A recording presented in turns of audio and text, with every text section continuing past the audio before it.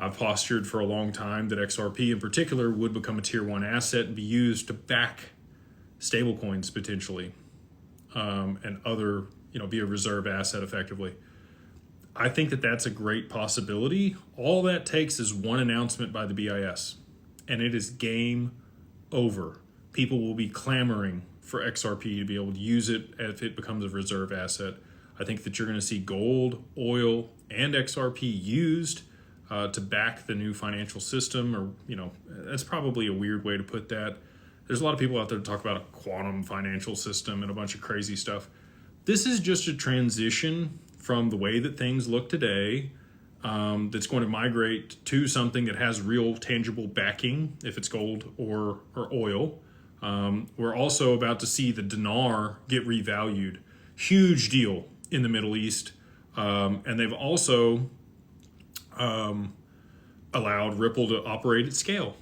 Just so happens at the same time there in the UAE.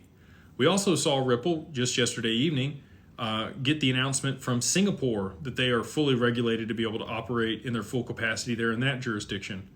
So as far as I'm aware, that's global coverage for Ripple and the use of XRP if there's enough liquidity in the asset.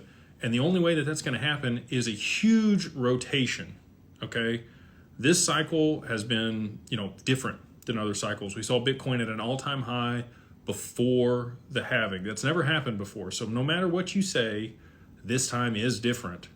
And they are going to need to roll a lot of that liquidity into XRP. There are going to be a sell-off in other assets in order to be able to move enough liquidity and demand toward XRP to be able to push it to the prices where it can be used. I think a lot of that demand is going to come from the Bitcoin ETFs. This person says the dirham, not the dinar.